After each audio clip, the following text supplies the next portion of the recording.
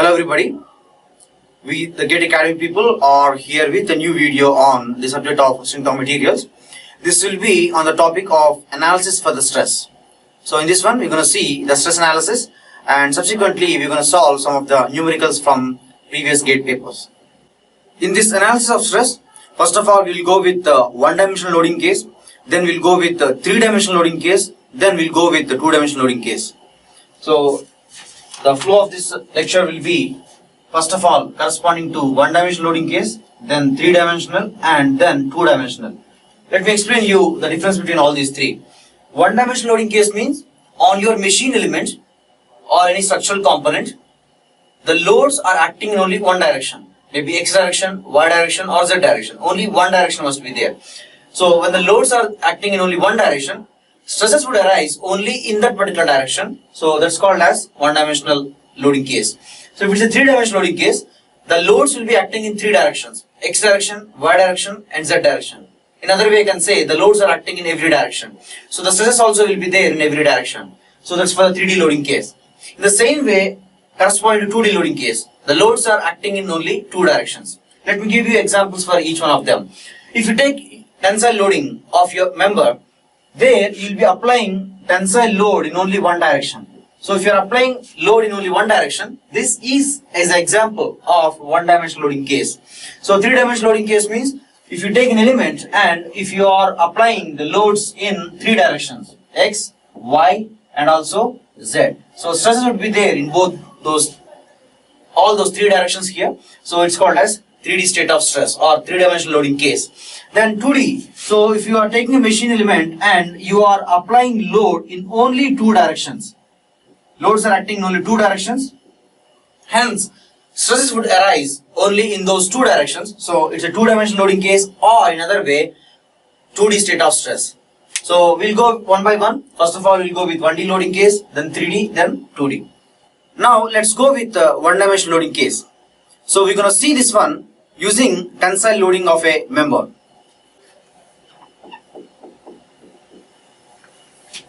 So if you are doing tensile testing or applying tensile load on a cylindrical member, let the load be P and the area of cross section on the outer face of this particular member be A. Now if I ask you a question that what is the stress at this point, immediately your answer would be maybe stress is equal to P by A or 0. So your answers would be like this one here. Okay, so mostly you people would be giving me the answer as P by A. You think that the member should experience tensile stress, load acting is in tensile direction, load is P, area of cross section is A, so the stress should be P by A. It's a tensile stress. Okay, but actually this answer is wrong, because I haven't asked you to tell me the stress on a plane which is passing to this point and which is in this way here. That means I am not asking you to find out the stress on a plane which is perpendicular to the load direction and passing to this particular point here, because there are infinite number of planes which are passing to this particular point. Let me show you all the planes here. This may be one plane, this may be another plane, this may be another plane. So like that, infinite number of planes are actually passing to this particular point. So you should not restrict your answer for a particular plane. Okay, so let me show you how the stresses are varying by taking an arbitrary plane here, or how the stresses are varying from plane to plane. If you take this plane, whichever you have considered here, the vertical plane to the longitudinal direction or the load direction here, on this particular plane, you observe that normal stress is equal to P by A and shear stress is equal to 0. As the load is not having any shear component in Y direction or parallel to the particular plane here, so shear stress is equal to 0. So to understand or to find out the normal stress and shear stress on any arbitrary plane which is making angle theta with the positive x-axis, that means here, let me show you the particular plane here first of all.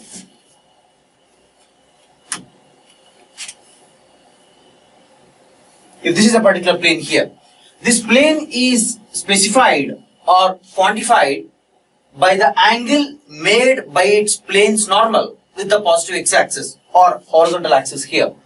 So this plane's normal is making angle theta here like this. So we consider that angle made by the plane is equal to theta in a general way, but actually it's wrong. So generally the angle made by the plane normal is taken into consideration here. So if you are taking this plane here, on this particular plane you will be having normal stress in this way, sigma theta, and the shear stress on this plane, let's take that value as tau theta here. Now to find out sigma theta and tau theta, what I'm going to do is I will remove the right part of this particular member here.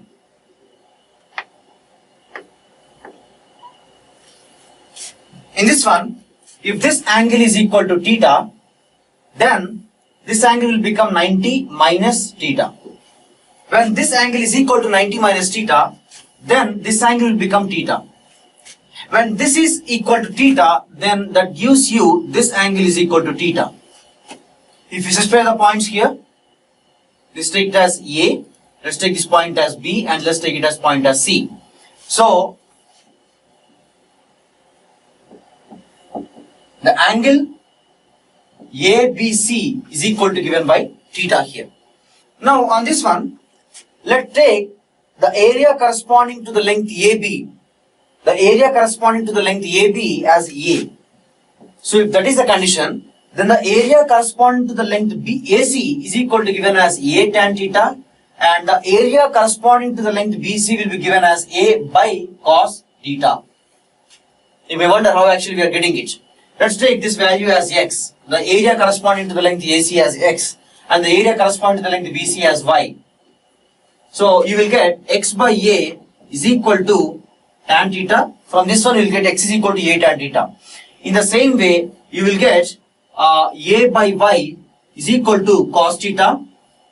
So you will get Y is equal to A by cos theta. This is how you are going to evaluate the values of area corresponding to length AC as A tan theta. The area of corresponding to length BC is taken as A by cos theta. So let's use these results to evaluate the values of sigma theta and also tau theta here.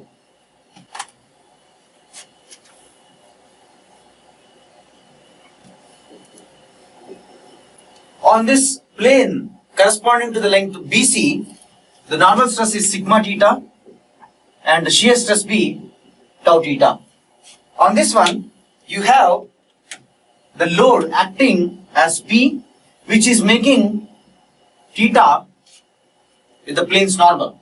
Plane's normal will be along sigma theta, so angle made or angle between the load direction and the plane's normal direction will be theta here. So if it is taken like that, the normal component of force will be P cos theta and the shear component of force be P sin theta here. So if you want the value of the normal stress sigma theta, so normal stress acting on the plane is nothing but normal force by area of cross section. Normal force is given as P cos theta and area acting on this one will be given as A by cos theta. So this ultimately gives rise to P by A cos square theta. In the same way, to find out shear stress tau theta, shear force has to be divided by the area of cross section. So P sin theta has to be divided by A by cos theta. That gives rise to the answer as P by A sin theta into cos theta. So we see that here the normal stress and shear stress are varying with respect to theta. So if you go on changing the angle or if you are going on changing its plane, changing the plane, that gives rise to the variation or change of normal stress and shear stress. So if you take this angle theta is equal to 0, that means you are considering a vertical plane. If you take a vertical plane like this, which is passing through this particular point here, its normal will be like this. If this is a plane here, so its normal will be like this. So this normal is making 0 degrees with the longitudinal direction here. So this theta is equal to 0 here. So here, if you consider theta is equal to 0, theta is equal to 0 means you are considering this vertical plane. Vertical plane is having its normal along x-axis or along the length direction here. So theta is equal to 0. So when theta is equal to 0, if you substitute here, you will get sigma theta is equal to P by A, or which is equal to this answer here. In the same way, if you substitute in this equation, you will get tau is equal to 0. So you are getting tallied or you are getting the correct results by both the methods here. Understand? So this, what are the answer we got, it is actually correct. Okay, now as the sigma theta and tau theta values are actually changing with respect to theta here, so you can find out the angle at which they're going to be maximum. So from this one, it is obvious that sigma theta will be maximum at cos square theta value is equal to 1, because maximum value of cos theta is equal to 1 itself. So cos square theta maximum value is equal to 1. So cos theta will be equal to 1 when theta is equal to 0. So sigma max, this implies that sigma max is equal to given by P by A, and this occurs at theta is equal to 0 degrees. In the same way, you're going to find out that tau max will occur at theta is equal to 45 degrees. So when you put theta is equal to 45, you will get this one as P by 2A at theta is equal to 45 degrees. So that means the normal stress is maximum at theta is equal to 0. That means the plane's normal must make theta is equal to 0 with the positive x-axis or the load direction here. So in the same way, to get the plane which is experiencing or having a maximum shear stress value, so the angle made by the plane's normal with the positive x-axis must be theta is equal to 45 degrees. Okay, now let me correlate these results with practical applications or practical results, experimental results, some standard results. If you do uniaxial loading on a ductile material,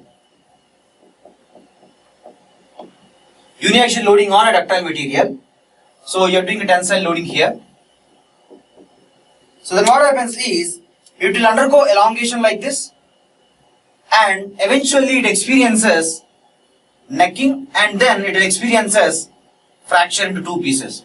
So when you see the fracture, you see that basically cup and cone type of fracture will be there, and the plane through which it's actually breaking into two pieces will be making 45 degrees with the positive x-axis. So this is the plane through which it's actually parting into two pieces. So this plane's normal is making 45 degrees with the positive x-axis here. And if you do the same experiment using brittle material,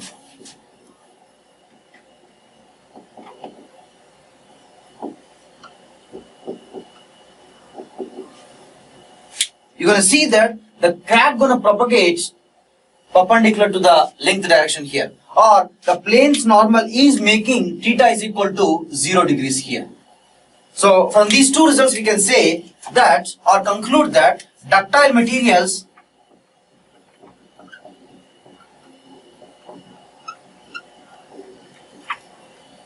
fail from plane of maximum shear stress, and brittle materials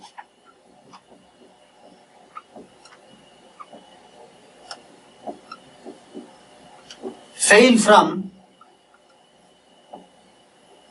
plane of maximum normal stress.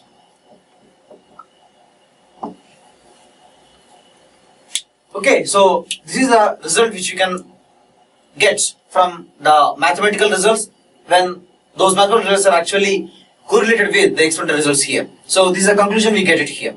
Okay, now let's see the difference between stress on a plane and stress at a point. So let's see the difference between stress on a plane and stress at a point.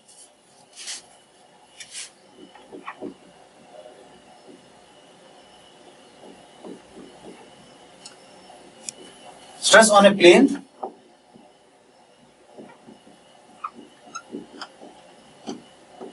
stress at a point.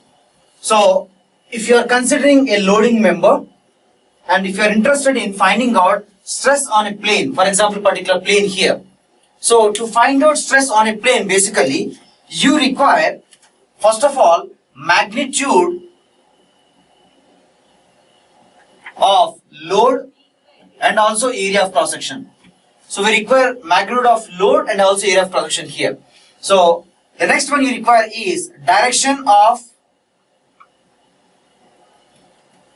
the load, because the load, if it is acting in tensile direction, it creates tensile stress. If the load is acting in compressive direction, it creates a compressive stress. So here we require magnitude and direction. So to quantify this parameter or stress on a plane, we require two quantities, magnitude and direction here. So stress on a plane is a vector quantity. So if you can evaluate normal stress on this plane sigma theta and shear stress on this plane theta here. So to depict this net stress vector, it is denoted like this, sigma net, and that is given by square root of sigma theta square plus tau theta square. But generally we are very much concerned with respect to tau theta values and sigma theta values rather than sigma net values here. But to depict stress on a plane as a vector quantity, we require the value of sigma net, that is given by root of sigma theta square plus tau theta square. Now let's go with the second one, stress at a point. If I simply ask you stress at a particular point here, then you will ask you first of all, what is the plane I am considering here? What is the plane I am actually considering? Or you will be telling you the normal stress value and shear stress value with respect to the many number of planes which are passing through the particular point. You are going to tell with respect to plane also. So you are going to tell that this is a plane which is making theta is equal to 0 degrees. So on this plane, this is the values, normal stress and shear stress value. For theta is equal to 1 degree, these are the values of normal stress and shear stress. So you are going to take one parameter here, the consideration of the plane here. After consideration of the plane, you are concerned with respect to these two parameters once again. The magnitude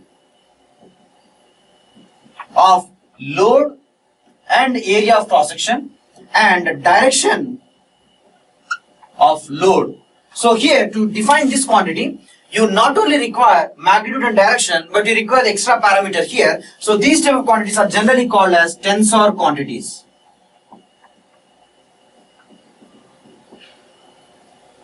So always remember that stress on a plane is a vector quantity, but stress at a point is a tensor quantity here. Now let me tell you what is the, or how you can quantify with respect to the pressure at a point, because pressure and stress both are having same units, they are dimensionally same. So here I am going to show you what actually how you can define pressure at a point here. Let me show you how.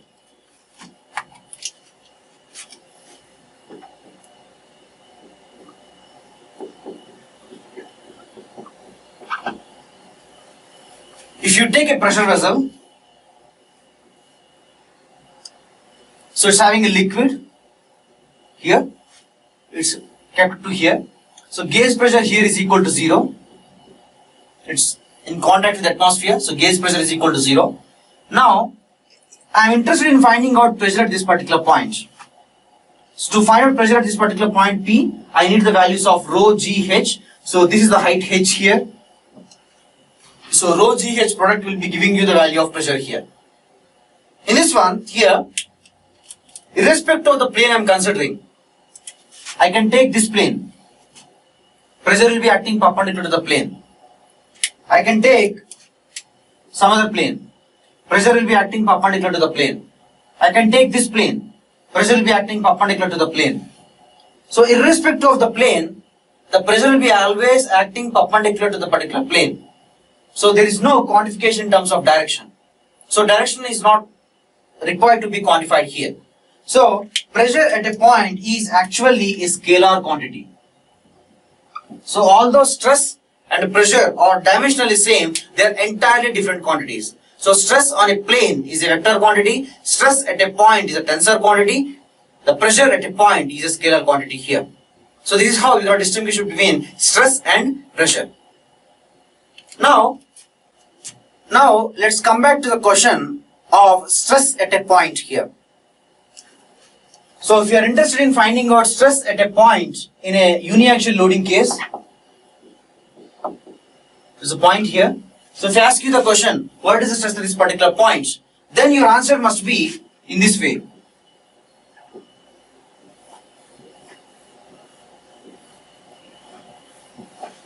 So we have to go on taking some of the angles. Theta is equal to 0 degrees. So when theta is equal to 0, here it will become P by A and shear stress is equal to 0. When theta is equal to 0.1, you will be getting some values of normal stress and shear stress. Like that you go on increasing the value here. So at theta is equal to 1 degree, you will be getting some values here like that.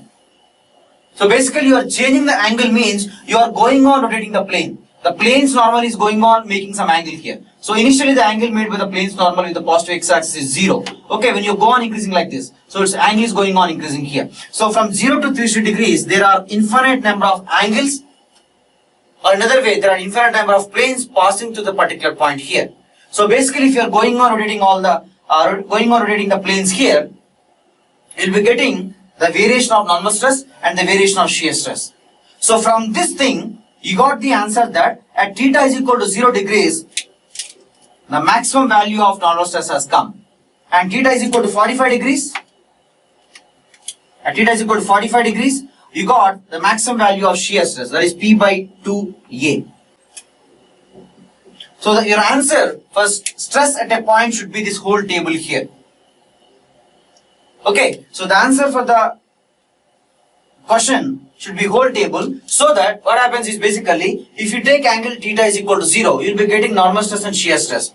At theta is equal to some angle, normal stress and shear stress here, like that you will be getting it here. Now if you take one row of this particular table, you will see that angle is equal to 0 degrees, this is the plane, this is a vertical plane here. So on this vertical plane, here we see normal stress is equal to P by A and shear stress is equal to 0. So this is the stress vector here.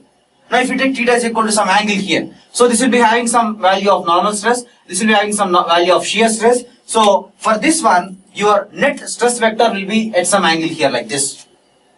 So we see that every row is corresponding to a stress on a plane. So every row is a corresponding to stress on a plane, so it's a vector quantity here. So stress at a point is the collection of all the stress vectors passing through this particular point here. Stress at a point is nothing but the collection of all the stress vectors. So through this particular point, what are all the stress vectors can pass to the particular point? So the collection of all the stress vectors passing through the particular point is called as state of stress at a point, or simply stress at a point here. You can write down the definition from the slide shown here. The totality of all the stress vectors passing through the particular point is called as stress at a point, or simply, or another way I can say, state of stress at a particular point here. Now let me explain you what is the importance of this stress at a point. What is the uniqueness or what is the significance of this one? Why don't we just find out stress on the outer plane and just leave the remaining thing aside? Why you have to go with this finding out stress on interior planes here? So the answer is here, although your member will be safer, or although your member will be having lesser loads or lesser values of stresses on the outer planes which are visible to you, just like this one. On the outer plane here, theta is equal to 0, so your normal stress is equal to P by A and shear stress is equal to 0. But on some other inner plane, your values of stress would be still more higher, and there is a chance that those higher values, that means this value of normal stress, this value of shear stress, may reach beyond the strength of the material and cause the failure to occur. So to make sure the material to be 100% safe throughout the volume, we have to know the concept of stress at a point. Let's take a simple example. The same example of uniaxial loading case. So if you take this uniaxial loading case here, on the outer plane you will get the answer that normal stress is equal to P by A and shear stress is equal to 0. So from experiments you came to know that the ductile materials, let's take this one as a ductile material here. So ductile materials fail from the plane of maximum shear stress. But for this loading case, you see the load is acting in a normal way on the outer plane. So normal stress is equal to some non-zero value and shear stress is equal to 0 value. It's not all existing here. So this will be always less than the strength of the material in terms of shear. Okay. And you think that it will not fail at all. But what happens here? Although on the outer plane shear stress is equal to 0 irrespective of the value of P, but on the inside plane it's becoming P by 2A. Once this P by 2A value is reaching the value of strength of the material in shear basically, or this case it is shear, immediately the failure will occur. Understand? So to make sure the material will not fail at all, or the stresses inside the material are far less than the failure stresses or the strength of the material, we're going to study the concept of stress at a point. So here the main objective is to make sure the stresses inside the whole volume to be less than the strength of the material. Or in other way what we can do is here, if you make sure or if you find out simply the maximum value of normal stress and maximum value of shear stress, from that we can easily make sure these values to be less than the strength of the material in terms of normal stress and also in terms of shear stress. So if you are making sure the highest values of normal stresses and highest values of shear stresses to be less than the strength of the material, automatically we can make this material to be safe. So we can attain the objective of making the material to be safe by restricting the values of maximum stresses inside the material to be less than the strength of the material. So that can be done only by the concept of stress at a point. That's the importance of stress at a point here. So whatever may be your loading case, it is 1D loading case, 2D loading case or 3D loading case, it's our objective or it's our job to get the maximum stresses induced inside the material, to make sure they are far less than the strength of the material there. So if by any ways, if they are becoming more than the strength of the material, we can decrease the parameters. So if you decrease the load, this parameter will become less. So you can make sure to be less than the strength of the material. So like that you can do some changes. You can increase the area of cross section. So we can do many number of changes and keep the material to be safe.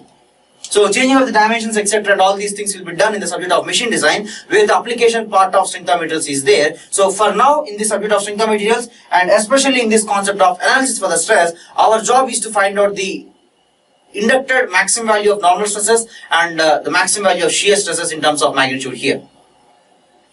So basically in finding out normal stresses, we go with finding out minimum value of normal stresses also. So in a general way, the extreme values of normal stresses are called as principal stresses. So in a simple way, I can say that in this subject or in this chapter, basically we're going to find out the principal values of stresses and the magnitude or maximum values of shear stresses which are going to arise based upon the loads applied on the exterior planes. That's what our objective is here. Now let's go with the three-dimensional loading case, or 3D state of stress. So we know that like the loads must act in three directions, x direction, y direction and also z direction here. So we're going to find out the values of maximum normal stresses, or simple way I can say the principal stresses and also the magnitude of maximum shear stresses in this analysis here.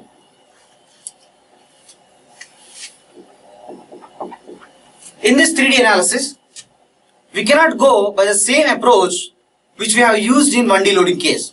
That means the geometrical approach. So taking down an arbitrary plane and finding out sigma theta and tau theta there. Because here it's a 3D state of stress. So in a 3D way, imagining the plane which is inclined with respect to 3 axes will become a little bit tough. So you can't do it very easily using a geometrical approach. So that's why we go with a different approach here, and we'll get the answer for stress at a point concept or stress at a point question here. So if you take our component machine element here, so let's take an arbitrary machine element. So let's assume this is experiencing loads in x direction, y direction, z direction, and ultimately the body is in equilibrium. Because we know to make sure the body to be in equilibrium, to make sure the body to experience stress, the body must be in equilibrium here. So what you're going to do is in this one, let's take an arbitrary coordinate system, x, y, and z. So when you're taking arbitrary coordinate system as x, y, z here, now what you're going to do is, you're going to slice off using some planes. Okay, so the planes are generally called as positive x plane, negative x plane, positive y plane, negative y plane, positive z plane, negative z plane. Let me tell you why the names are coming in this way here. What exactly do we mean by those names? Positive x plane means basically the plane's normal must act along positive x-axis. Negative x plane means the plane's normal must act along negative x-axis, and so on, like this one here. If you require a plane whose normal is along positive x-axis, then the plane must become a yz plane. Right? Okay, so here we don't call this yz plane as a yz plane. That means in the whole subject of strength of materials, we go with calling this name as a positive x plane. Okay, so in the same way for all these things also here. So we never call the plane as xy plane, yz plane or xz plane like that. We simply call them as positive x plane, negative x plane and all these things like this one here. So if you are slicing off using a positive x plane on this one, on the right side of this particular thing here, we'll get sliced off part in this way here. The sliced off part will be looking like this. Like this. So the plane's normal, so we have produced a positive x plane here, and this plane's normal is along positive x-axis. So let's assume on this particular plane some force is acting.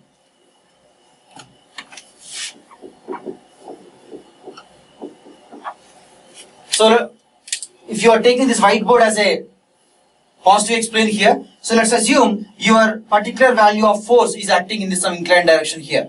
That means it is having a component in x direction, y direction and also z direction here. So let me show you all the three components of this force here. So let's take the components of force as t suffix x, t suffix y and t suffix z. T suffix x, t suffix y, t suffix z.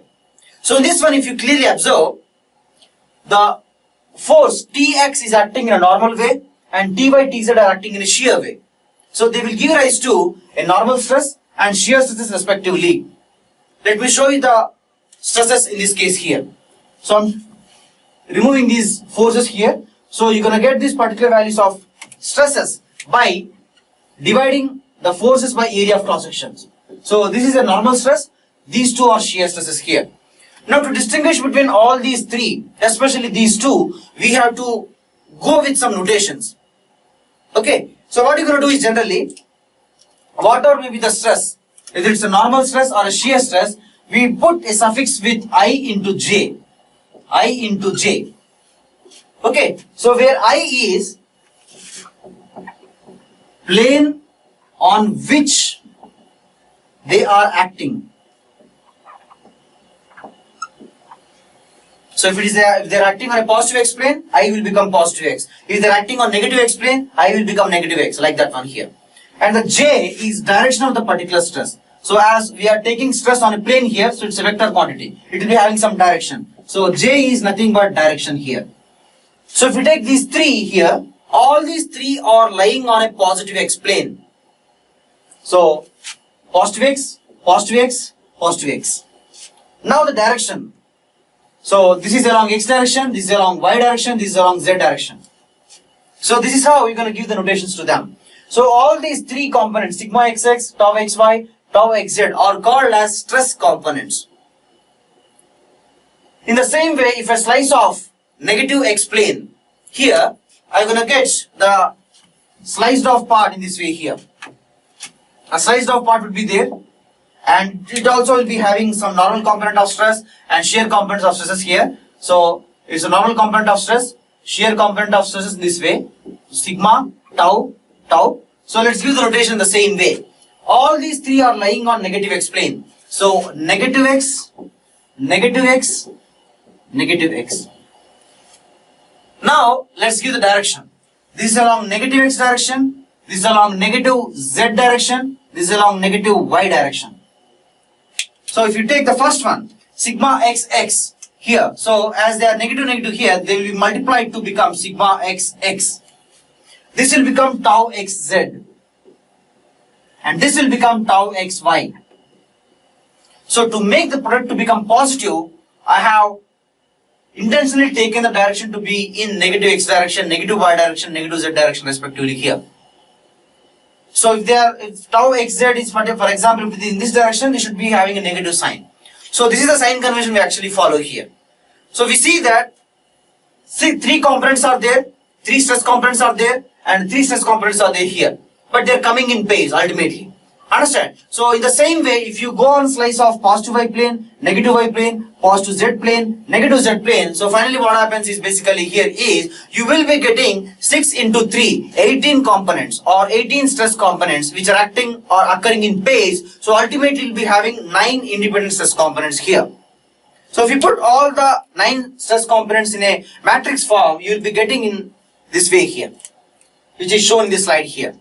Okay, so 9 stress components are there. So this matrix is actually called as a stress tensor matrix, or basically this is the answer for stress at a point question, or the question of stress at a point in 3D loading case. Because we're going to use this one to find out the absolute maximum value or absolute minimum value of normal stresses. That means simply the principal stresses and the absolute maximum values of shear stresses also. So we're going to use those values and make sure the material is going to be safe under the loading conditions there. Okay, so this answer for the stress at a point in the 3D loading case here. Now we may wonder that there might be some relation or some comparison between tau xy and tau yx. In the same way tau xz and tau zx, or tau yz and tau zy, or in a general way tau ij and tau zi. let me see if any relation is occurring between tau ij and tau ji here. So to find out the relation between tau ij and tau ji, I am taking a simple case where the loads are not acting in z direction. So loads are there in only x and y directions. So you have, as their loads are acting in only x and y directions, you will be having stress components only in x and y directions here. So sigma x, sigma y, tau xy, tau yx, only these four components will be there. So if you see the slide here, in this one, so we see all the stress components which are excluding the stress components in z direction. So if you see the front view of this particular first diagram, you will be getting the second diagram here. Okay, so in this one, I'm gonna give the relation or find out the relation between, if anything is existing, between tau xy and tau yx. From that, I will generalize between tau ij and tau ji here. So let me take down these diagrams here. So if I take the sliced off planes here, so according to the coordinate system, let me take the dimensions of this component as delta x here like this is delta z here, and this is delta y here. So on these components, the stresses are occurring. Sigma x is there, that is stress components, tau xy, it is sigma y, tau yx, here it is sigma y, and here we are having tau yx, and here also again we are having tau xy, and here it is sigma x. Now if you see the front view of this diagram, you will gonna get a member like this. It's a front view of this diagram here. So this is delta x and this is delta y, and we are having stress components here. Sigma x, sigma y, tau xy, this is tau yx, and this again tau yx and tau xy. Okay, now we know that basic condition that the body must be in equilibrium to experience the stress. Okay, so what we're going to do is here we apply the equilibrium equations. As the loads are there in only two directions, so just we have to apply the equilibrium equation with respect to two directions itself, or 2D state of loading case itself. So in this one here, when the loads are acting in only two directions, the formula will be sigma fx is equal to 0, sigma fy is equal to 0, and sigma mz is equal to 0. That means net force in x direction is equal to 0, net force in y direction is equal to 0, and net moment about z direction is equal to 0 here. So if we write down the first equation here in this one, so we have to require the value of forces here. So forces will be got, or will be coming to the values of forces by multiplying the stress components with their area of cross section. So stress components, when they are multiplied by area of cross sections, you'll be getting forces. So you're going to equate all the forces here. So if we take the force corresponding to sigma x, so the force will be given by sigma x into the area on which it is acting. So sigma x into delta z into delta y. In the same way, sigma x is acting in negative x direction. It's also acting on the same area, or the area of same magnitude here. So this force will be getting cancelled here. So there is no other force. Or if their forces are also there, that means tau yx is there, so it's acting on this area here. So this force is acting in positive y direction, and tau yx is acting in negative y direction. So they'll be cancelling out. So in the same way, if you take down sigma fy also, we see that we'll be getting nothing. So we'll be getting equations that 0 is equal to 0. So if we take the first one, 0 is equal to 0, 0 is equal to 0. All the forces will be cancelling out. We'll be getting nothing from those two equations here. So you're going to use the third equation. Sigma mz is equal to 0. So we're going to take the moment of these forces. Okay, so we're going to take the moment of these particular forces here. So I'm writing out here.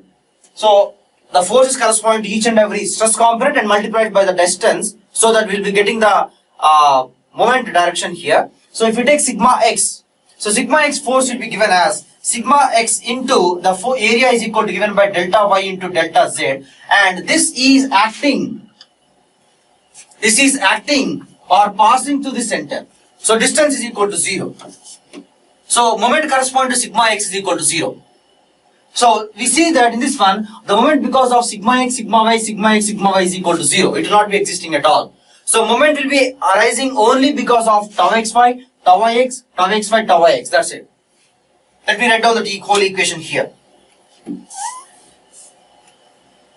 So we have tau xy, the first one. Tau xy is acting on an area given by the magnitude delta y and delta z. And this distance on which it's acting here, so this distance is equal to given by delta x by 2. So as it is trying to rotate the member in anti-clockwise direction, so moment is taken as positive. In the same way, let's take the moment for tau yx.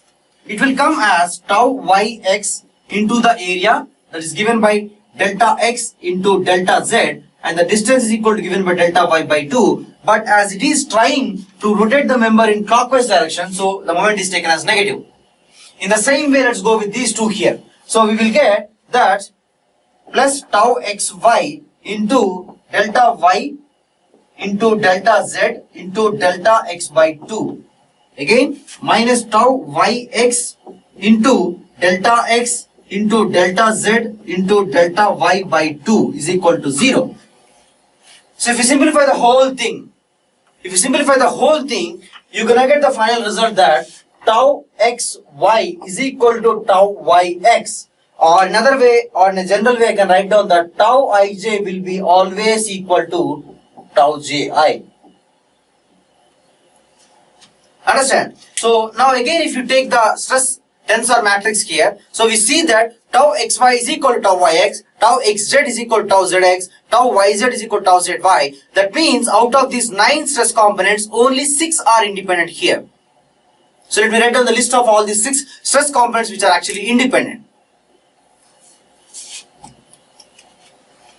So the independent stress components are sigma x, sigma y, sigma z, tau xy, tau yz, tau xz.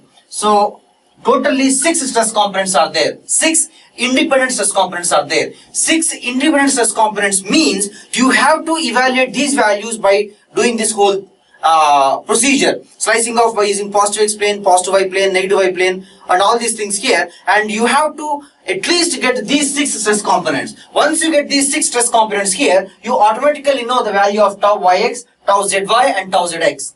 So you can write down the stress tensor matrix or complete the stress tensor matrix. Once you got the stress tensor matrix, from that we can evaluate, or how I'm going to tell you how we're going to evaluate the values of maximum and also minimum principal stresses and magnitude of maximum shear stresses. Okay, so that's how you're going to use this stress tensor matrix here after filling it by doing this whole procedure. Now I'm going to show you the formula which is used to find out these principal stresses and also the magnitude of maximum shear stresses. Okay, so the formula for 3D state of stress is in this way. That is given by sigma cube minus I1 sigma square plus I2 sigma minus I3 is equal to 0. You may wonder what the values of I1, I2, I3, why it's a cubic equation in terms of sigma and all these things here. Let me tell you what are I1, I2, I3. If you take the stress tensor matrix like this, sigma x, tau xy, tau xz, here sigma y, sigma z, tau yx, tau yz, tau zx, tau zy here. I1 is equal to given by addition of all diagonal elements, sigma x plus sigma y plus sigma z. I2 is equal to given by sigma x, tau xy, tau yx, sigma y plus sigma y, sigma z, tau yz, tau zy plus the det of sigma x, tau xz, tau zx, sigma z. So these are all the minors here. So you can understand. So the first one will be corresponding to these 4, second one will be corresponding to these 4 here, and the third one will be corresponding to the extreme 4 corners or elements on the 4 corners of this particular stress tensor matrix here. So I3 will be the det of the whole matrix. So I3 will become sigma x, tau xy, tau xz, sigma y, sigma z, tau yx, tau yz, tau zx, tau zy here. So if you know the stress tensor matrix, we can substitute or we can evaluate the values of I1, I2, I3, and we can get the cubic equation here. Now let me tell you what are the meanings or what is the practical importance of this roots of this cubic equation here. So as the is a cubic equation, so we're going to get 3 roots here. The roots of the equations are nothing but the principal stress values here. Okay, so as 3D loading case here, and it's a cubic equation, we're going to get 3 principal stresses, and whatever roots you're going to get, you have to keep all the roots in a decreasing order. You have to keep all the roots in a decreasing order here. Let's assume you are getting the roots as something like 10, 20, 30. Then your sigma 1 is equal to 30, sigma 2 is equal to 20, sigma 3 is equal to 10. Let's assume you are getting as minus 10, minus 20, minus 30. This implies that sigma 1 is equal to minus 10, sigma 2 is equal to minus 20, and sigma 3 is equal to minus 30. So you are getting all these values here. So you have to place all these 3 roots in an algebraically decreasing manner. So this is the highest value of principal stress, this is the intermediate value of principal stress, and this is the least value or the minimum value of the principal stress here. Now let me explain you what is the practical importance, or what is the meaning of these 3 principal stresses, 3 extreme values here. So before going to that, I just give you the formula for the maximum shear stresses also. So the tau max 1, just like 3 principal stresses, 3 values of shear stresses also will be there, that are given by sigma 1 minus sigma 2 by 2, and tau max 2 is equal to given by sigma 2 minus sigma 3 by 2, and tau max 3 is equal to 1 minus 3 by 2 here. So now I'm going to show you what is the meaning of 3 principal stresses and 3 shear stress values here. Okay. So if you take your element, and if you take the particular coordinate system x, y and z, if you are going on rotating the planes just like you have done in 1D loading case. So in the 1D loading case, so when the loads are acting in x direction, you went on rotating the plane about z axis. So in the same way here, what you're going to do is, if you can rotate the plane either about x axis or y axis or z axis. So if you are rotating about x axis here, the planes would be changing like this. If the planes are being rotated about x axis, so they're going to change in this way here.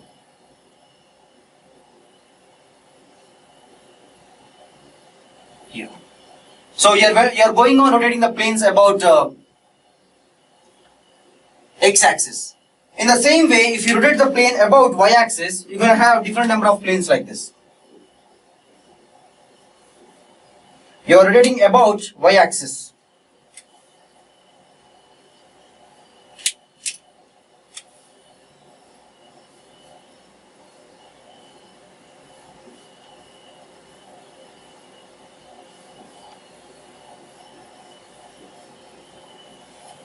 In the same way, I can rotate the plane about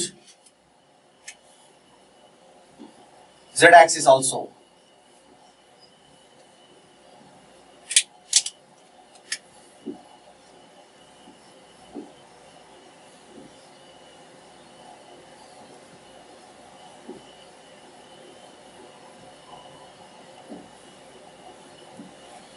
So here, when you are rotating the planes about x axis here, you're gonna get, out of all these infinite number of planes, one plane will be having maximum value here in terms of normal stress and maximum value in terms of shear stress. I'm denoting the suffix by x here. That means we got these values when we rotating the plane, when we had rotated the plane about x axis here. In the same way, we will get sigma max y, tau max y, sigma max z, tau max z. So the sigma 1, sigma 2, sigma 3 values are these 3 values, sigma max x, sigma max y, sigma max z, but they are not respective values. So out of these 3 values, one is sigma 1, the highest of these 3 values, sigma max x, sigma max y, sigma max z. In the same way, out of these 3 values, one is tau max 1, tau max 2 and tau max 3 here. And it's not compulsory that if sigma 1 is occurring about y axis, tau max 1 also will occur about y axis. There is no compulsory or restriction regarding that one.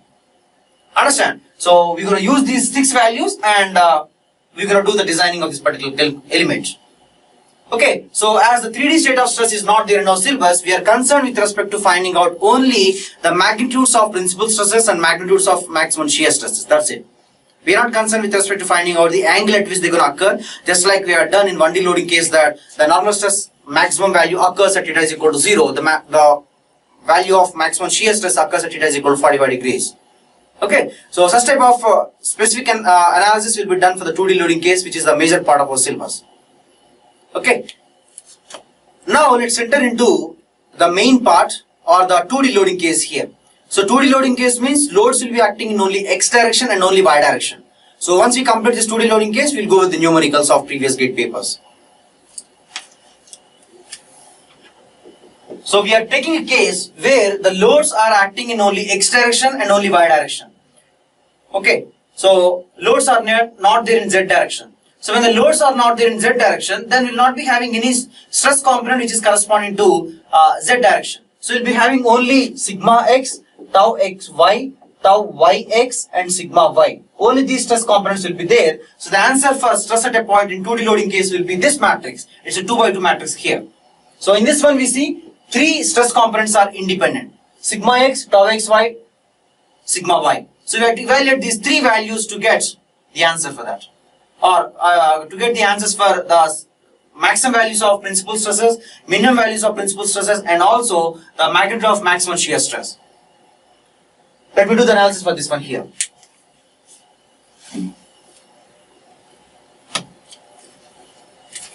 So on the element,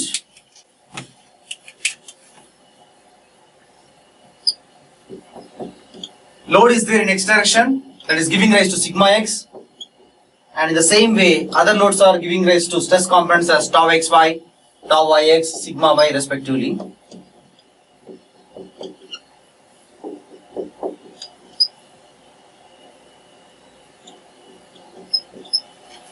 So now in this one, I would like to find out sigma theta and tau theta on this arbitrary plane. So this plane's normal is making some theta with the positive x-axis here. So I would like to find out the normal stress acting on this plane, that is sigma theta, the shear stress on this acting on this plane, tau theta, and do this stress analysis here. So from these values I would like to get the maximum value of normal stress, maximum value of shear stress, the angle at which the maximum normal stress is occurring, the angle at which maximum shear stress is occurring. That means the plane's angle at which the maximum normal stress is occurring, the plane's angle at which maximum shear stress is occurring. So I'm going to evaluate all these values here. So I'm going to take the part here which is like this, just like I have done for the 1D loading case. So this A, B, C part is taken. So this angle is theta here. So we know the areas corresponding to the lengths AB, BC and CD. So if this angle is theta, if this area is A, this is A tan theta and this is A by cos theta. Now let's take this part only, the part of ABC itself, and let's take the stress components acting on this part.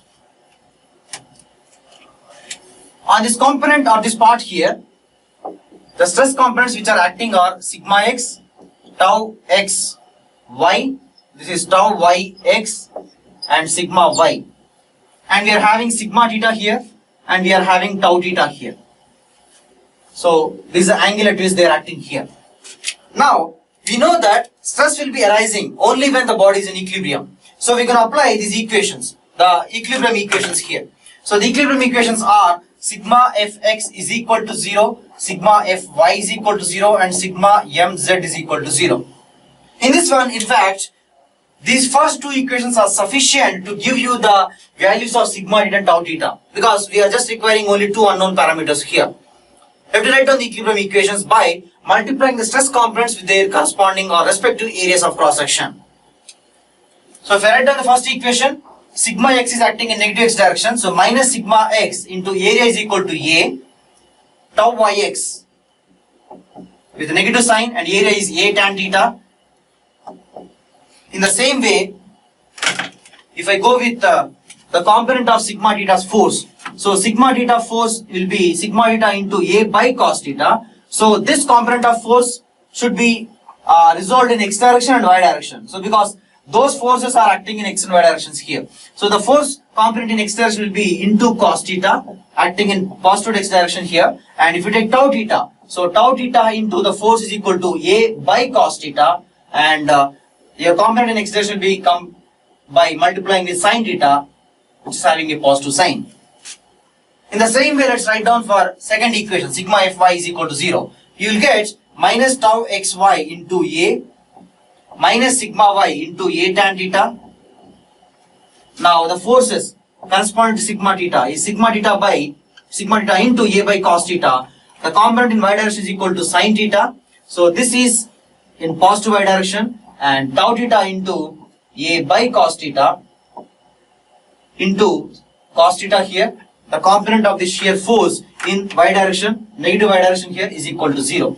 So here A will be cancelling out, area A will be cancelling out. So two equations and two unknowns, sigma theta and tau theta. So you can solve them and get the answer here. So I can give the final results here for sigma theta and tau theta. Sigma theta will come as sigma x plus sigma y by 2 plus sigma x minus sigma y by 2 into cos 2 theta plus tau x y sin 2 theta. Now if you go with tau theta will come as minus of sigma x minus sigma y by 2 into sin 2 theta plus tau x y cos 2 theta.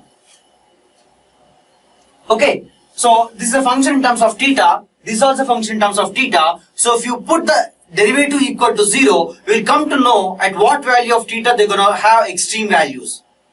So if you put this one, you are going to get the angle at which this is going to be maximum at theta corresponding to tan 2 theta is equal to 2 tau xy by sigma x minus sigma y. This is the angle at which this normal stress is going to be maximum. Okay, I am giving the angle corresponding to the maximum value here. Later we'll come to know angle at which the normal stress is going to be minimum also, the other value of principal stress. Okay, so in the same way if you do for this one, you will get the angle as tan 2 theta is equal to minus of sigma x minus sigma y by 2 tau x y. So this is the angle at which the shear stress is maximum, so I am putting the angle as theta here, or theta suffix tau here. So in this one here, if you substitute this angle in this one, we will be getting the maximum value of principal stress. So I am directly giving you the value of minimum value of principal stress also here. So sigma 1 comma 2, 1 will be corresponding to maximum value and 2 will be corresponding to minimum value, and that is given by sigma x plus sigma y by 2 plus or minus sigma x minus sigma y by 2 whole square plus tau x y square. This will come as tau max is equal to square root of sigma x minus sigma y by 2 whole square plus tau x y square. From these two results, we will get that tau max is equal to sigma 1 minus sigma 2 by 2.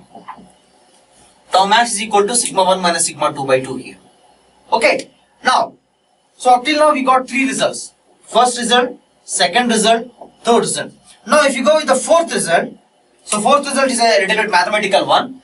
If you find out the sum of sigma theta and sigma 90 plus theta, you will get this one as sigma x plus sigma y. Again if you do sigma 1 plus sigma 2, you will be getting the same answer as sigma x plus sigma y. So from the whole equation, we can say that angle between the two principal planes is equal to 90 degrees. So if you know the angle at which the principal stress is maximum, so if you just add up 90 degrees to that, you will be getting the angle at which the principal stress will become minimum. Or normal stress is the least value there. So please write down the statement here. So the angle between the two principal stresses,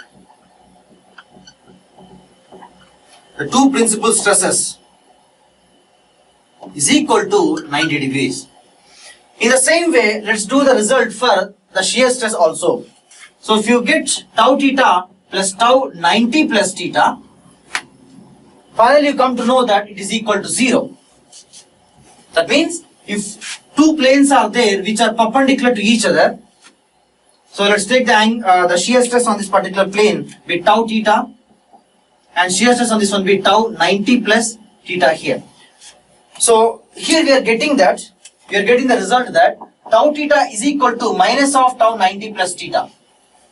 Tau theta is equal to minus of tau 90 plus theta here. But we see that these can be related to tau xy and tau yx. But the relation between tau xy and tau yx is in this way. Tau xy is equal to tau yx. Okay. So one equation is telling that the sign should be opposite on the shear stresses on the two perpendicular planes, and another equation is telling that the sign should be same on the two planes which are having the shear stresses here. So ultimately, from this one we'll come to know, or we'll understand that the negative sign for a shear stress is actually meaningless thing. It's just for the sign convention here. Because if you really assume here, if you take a shearing, or if you're doing shearing on a particular member, some cube or cuboid, so if you're doing the shearing in this way, or if you're doing in this way, the stresses magnitudes are same, or the way the material is behaving is same. Okay, so if you take one sign convention, or shearing in this direction as positive, so if you take the opposite direction as negative there. So it's simple, the sign convention there. But if you go with the positive and negative values for normal stresses, positive values will be corresponding to tensile stresses, and negative values will be corresponding to shear stresses. Sorry, the negative values will be corresponding to compressive stresses. So there's a different way, or the way the materials are behaving with respect to tensile stresses and shear stresses are entirely different. So the sign for a normal stress is very, very important. But it's not the same thing for shear stresses.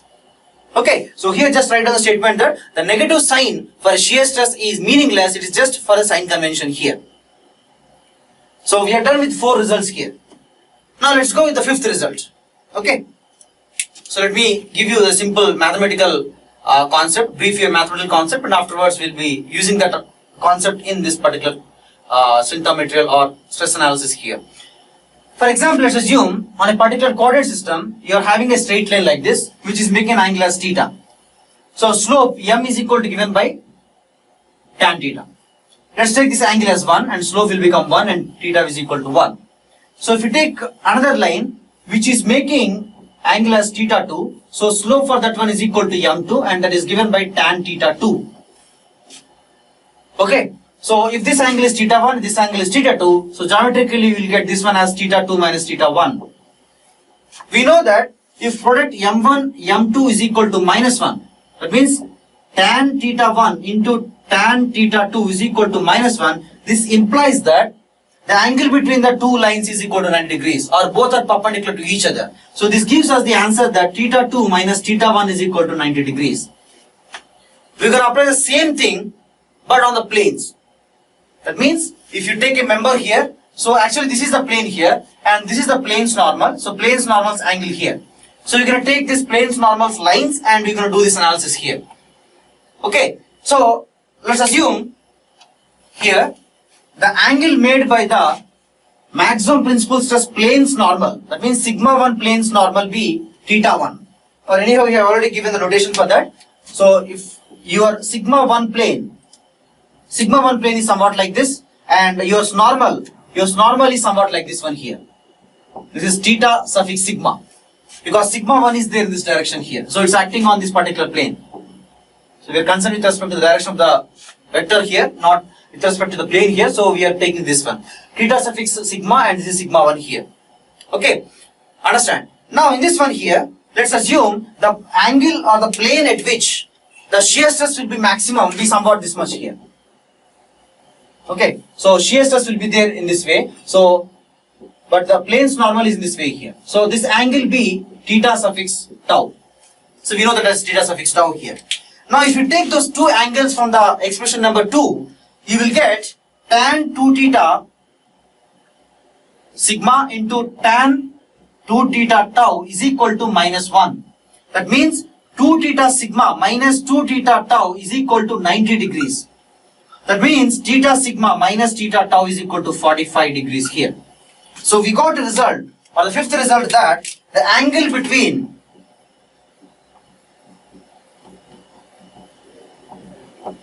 principal planes and shear stress plane, principal planes and maximum shear stress plane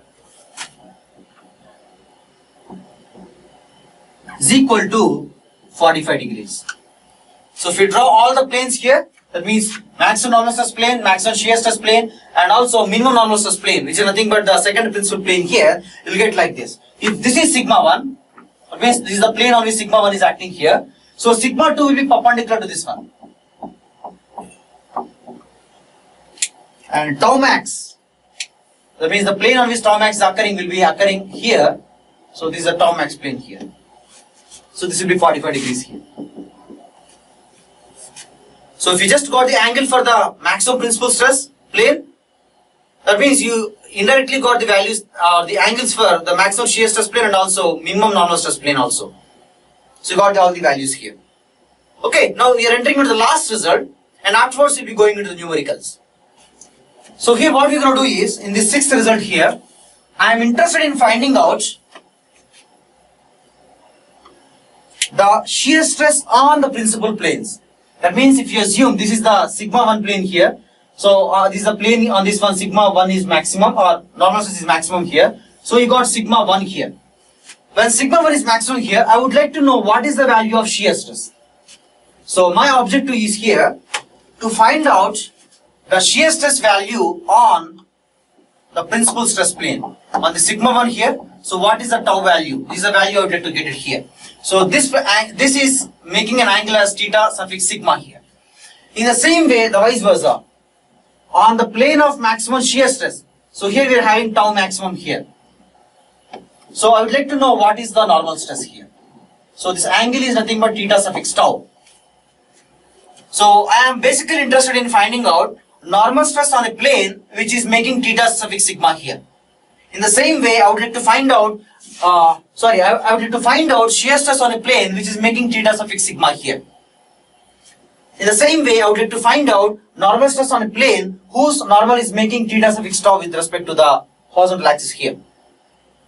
So simply, I have to substitute in sigma theta formula, tau theta formula here and sigma theta formula here. Then I will be getting that tau value, that means shear stress value on the principal plane is equal to 0. So shear stress value on principal planes, that means this result is same for sigma 1 and also sigma 2 also here. So principal planes is equal to 0. But if you go with this one here, normal stress on maximum shear stress plane is equal to sigma x plus sigma y by 2. You can check it. Simply take this angle here, theta suffix sigma here. So you know the formula for tan 2 theta suffix tau. So this minus of sigma x minus sigma y by 2 tau xy. So which are according to second expressions there. So substitute that angle in the first equations. Okay, so that you will be getting sigma theta value and tau theta value there. So you know the tan of the particular angle, tan of 2 theta tau there. So in the first expression you have to substitute sine value and cos value. So you know how to substitute that. So if you do the mathematical calculations, you'll be getting that normal stress on the maximum shear stress plane is equal to sigma x plus sigma y by 2. This is also equal to sigma 1 plus sigma 2 by 2. This is the average value of the two principal stresses. So this is how you're going to get the answer here. So using these results, whatever we got it here up till now, so you're going to solve some previous gate questions. First of all, let's start with a simple question. So it is like this. The state of plane stress at a point is given by sigma x is equal to minus 200 megapascal, sigma y is equal to 100 megapascal and tau xy is equal to 100 megapascal. The maximum shear stress in megapascal is equal to. So here they have clearly depicted that it's a plane stress condition. Plane stress condition means it's a 2D state of stress condition.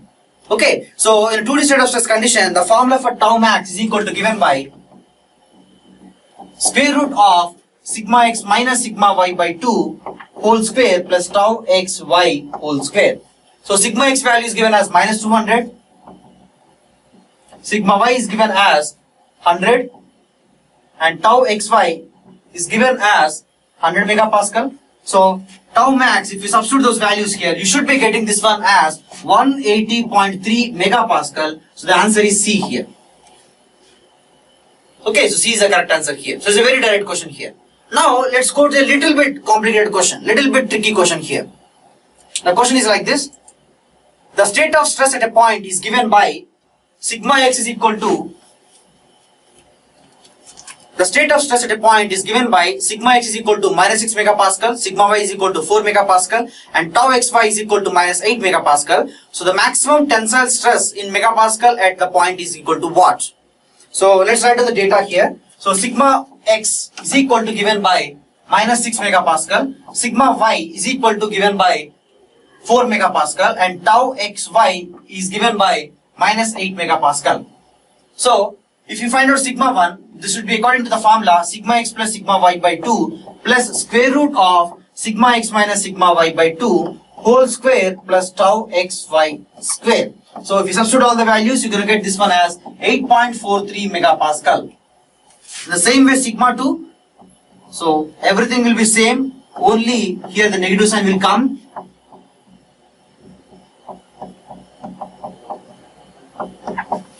So is equal to minus 10.43 megapascal. So in this question they are asking you the maximum tensile stress. Maximum tensile stress means it's a normal stress. Maximum normal stress is equal to this much and minimum normal stress is equal to this much. So maximum tensile stress is equal to answer given by 8.43. So for this question the answer is equal to 8.43. As they are asking in terms of megapascal, you should be entering the number as 8.43. If they would have asked regarding the maximum compressive stress, then your answer would have been 10.43 because this is the magnitude of maximum compressive stress. So we are done with little bit easier questions up till now. So let's go with a little bit good question or complicated question. So the question is given like this. At a point in the stressed body, the state of stress on two planes 45 degrees apart is as shown in the below. Determine the two principal stresses. Let me draw the diagram on the board here.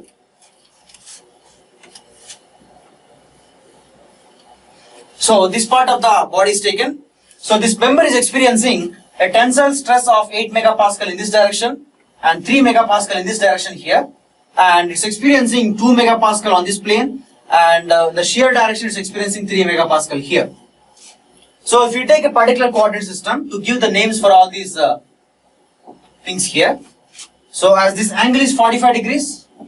So here this plane's normal is making 225 degrees. Okay. So if you write down the numerical data given in the question, it will be like this. Sigma x is equal to 8 megapascal. Now if you take this one, every time we have taken tau xy to be upward direction. That's the actual sign convention there. So as it is acting in downward direction, so tau xy will be minus 3 megapascal. So they haven't told us the value of sigma y. So sigma y is not known to us. So sigma y is not known to us here. Now here they have given you sigma 225 degrees as 2 megapascal and tau 225 degrees as plus or minus 3 megapascal. Because we have the sign convention for only positive x plane, negative x plane, but not an inclined plane here. So 3 megapascal may be a positive value or negative value. We don't know that value here. So in this question they are asking you to determine the two principal stresses. Okay, so we have to evaluate the values of two principal stresses here. So in this one, I will show you the how to get the values here. Okay, so in this one here, we don't know the value of sigma y. So what we're going to do is, we're going to use the sigma 225 degree formula here. Because we know sigma theta formula. Sigma theta is equal to sigma x plus sigma y by 2 plus sigma x minus sigma y by 2 cos 2 theta plus tau xy sin 2 theta here. So theta is equal to basically here in this one, theta is equal to 180 plus 45. 180 plus 45. So 225 degrees here. So theta is equal to 225 degrees here in this one. Theta is equal to 25. Sigma x is equal to 8 megapascal. Sigma theta is equal to 2 megapascal here. So you know all the values except sigma y. So if you simplify this one, you will get sigma y is equal to 2 megapascal. So if you want to check it whether it is correct or not, what you can do is you just find out tau theta, where theta is equal to 225 by using this formula here. Minus of sigma x minus sigma y by 2 into sin 2 theta plus tau xy cos 2 theta. So take sigma y is equal to 2, sigma x is equal to 8 megapascal and theta is equal to 25 degrees here. Ultimately you will get tau theta as minus 3 value here. Or tau 225 is equal to minus 3 megapascal. That means its magnitude is same with respect to the value it's given in the question. So you got this value here. Tau 225 value, tau 225 degrees here. Okay, so in this one, you got the value of sigma y and you got the value of, you got the value of sigma y here. So sigma y value is given as 2 megapascal. So once you know the value of sigma y, tau xy and sigma y, simply sigma x, sigma y and tau xy, simply you can evaluate the values of sigma 1 and sigma 2. So sigma 1 and sigma 2 formula are given in this way.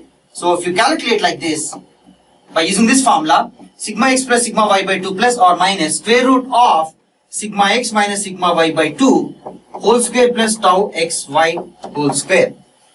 So if you substitute all the values, sigma x has 8 megapascal, sigma y is equal to 2 megapascal and tau xy is equal to minus 3 megapascal, you're going to get the values of sigma 1 and sigma 2 here. So if you do the calculation, you'll be getting the values.